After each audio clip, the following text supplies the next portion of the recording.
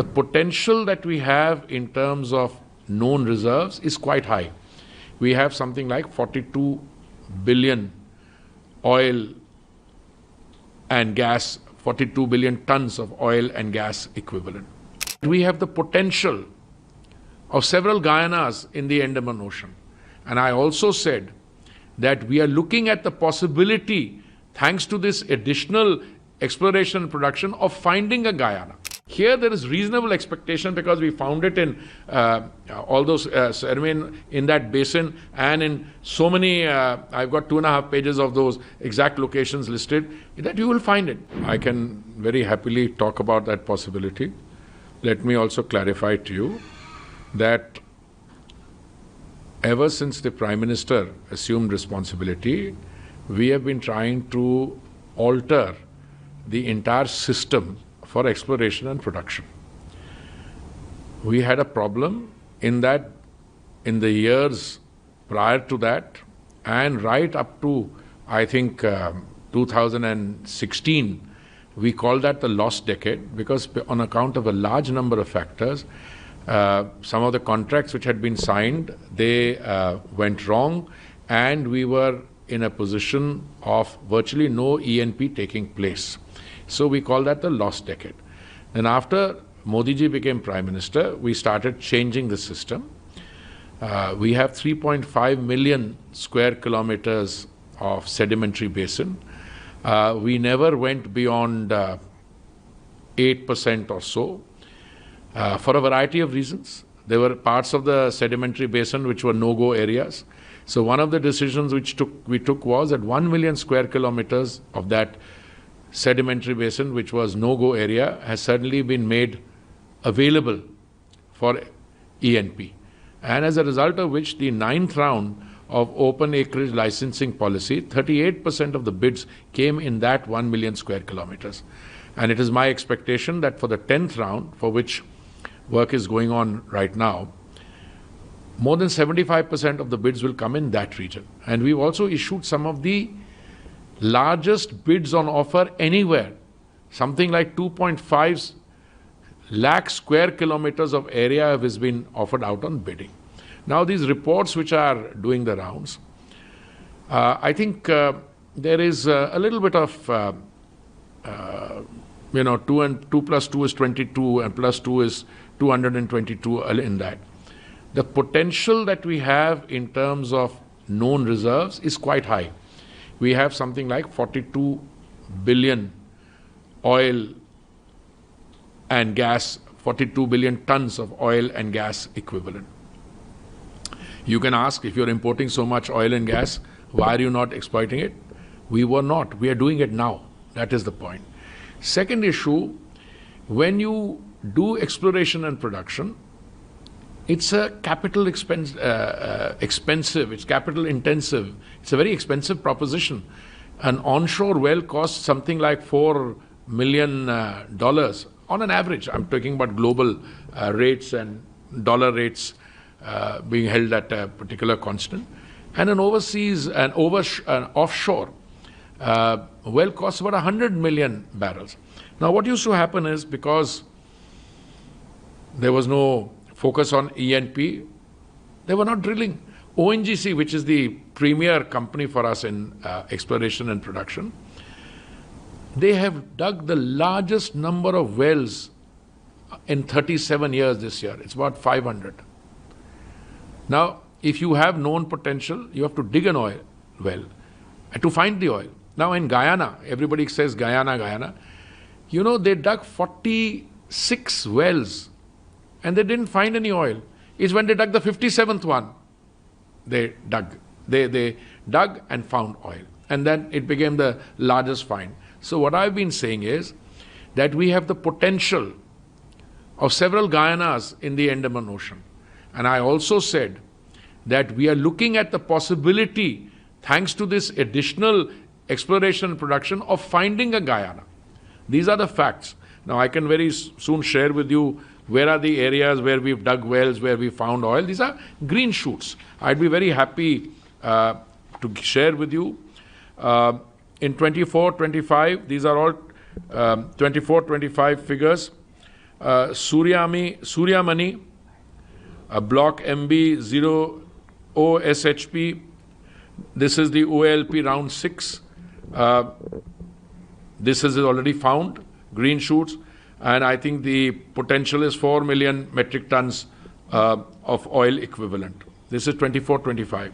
In 24-25, Neelmani, this is again OALP round 5.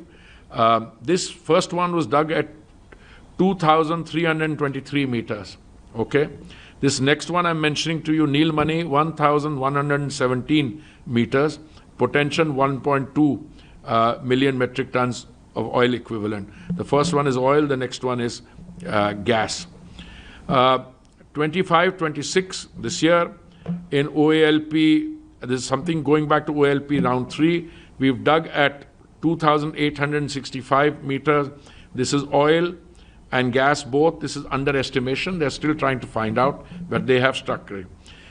Then in 23-24, under OALP 3, we had Moti, 2,957 meters depth, oil and gas both, something like 5 million metric tons of oil equivalent. So we have several. I have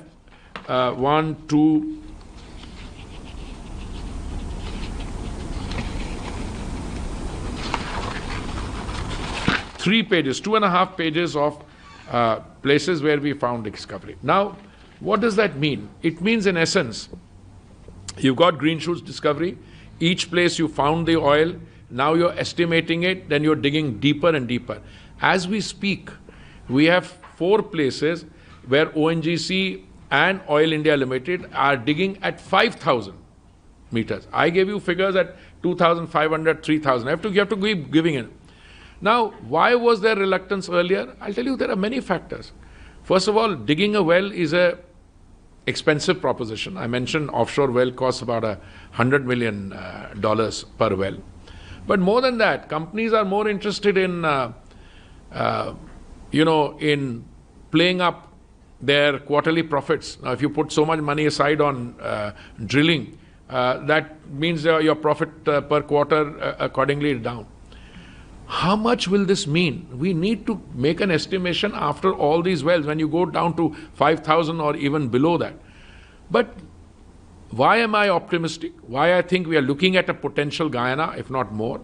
Because our ecosystem has changed. We moved from production sharing arrangements to revenue sharing arrangement 2016. Why was that necessary? Because the previous decade, from 2006 to 16, which had production sharing assessment, the contracts went wrong, there was litigation and a lot of problem. Then we have got a new law now. Earlier, we had a 1948 law which dealt with coal mining and other forms of mining, and petrol leases were part of that. We've separated that. It gives us more predictability. Plus, the new law has been formulated after looking at global best practices. And our regulations, and the new law was first, draft law was put in the public domain. It was passed through the Rajya Sabha and the Lok Sabha. The regulations under this were also put in the public domain, and we got comments of all interested parties. And today also our policy is a very different one. Our policy is, anyone who has good suggestions to make, please let us know when we will be, we will incorporate your suggestions. So we are willing to tweak it in order to make it worthwhile. Secondly, participating in this kind of activity is very expensive. A lot of global oil companies will turn around and say, why should we come, and then you'll change your policy. We say, no, if you have the expertise, please make your expertise available to us, as we did in the case of Oil India, which is getting expertise from Petrobras of Brazil through technical services, and they have the first right of refusal. We will compensate them for their technical services. Equally, for the Bombay High, ONGC is in partnership with BP, again on similar term, and the results in both the areas and other wells that they're digging are very, very positive. All I can tell you is, it's very difficult to put a monetary figure on it. When you talk about Guyana, how much was Guyana in terms of find? I think Guyana would be what, 11 billion this thing. Now, how much is 11 billion? Let me give you a perspective. prior to these cuts, OPEC cuts, global extraction and consumption was 102 million barrels per day, which has now come down to 97 million. If you multiply 100 million barrels by 365, you come to what? Figure of 3 billion, and they have 11 billion. So total global consumption, all taken into account, they would have 4 billion. I'm not calculating 100. It was earlier 102, now 97, but roughly the figure is correct, 3 billion. How much would it be worth? It's wrong to put a figure on it. Depends on the price of oil on a particular day. In the last 2 weeks, we've had price of oil at 65. Today we have it at 74, 75. It could go up, or it could stay there, or it could come down. But all said and done, with the discoveries, Krishna Godavari Basin, there was an ONGC discovery, it was ONGC, which we thought was giving 45,000 barrels of oil a day. Well, it's not reached 45, it's reached about 35, 38,000 barrels a day, and gas. Now, a barrel of oil today is 74. If you multiply 74 by 35,000, you'll get a figure. But again, as I said, today we're a $4 trillion economy. We are growing at 6.5%. Guyana, which was pre-oil, and today it's growing at 40%. It's growing at 40%. So it stands to reason that if we find oil on that magnitude, as I said, I think we have the potential. It has been estimated, and today the exploration and production, those 2.5 pages of oil wells that we've dug and what they have shown, it's all, and then we are going deeper and deeper. It shows that we are in that direction.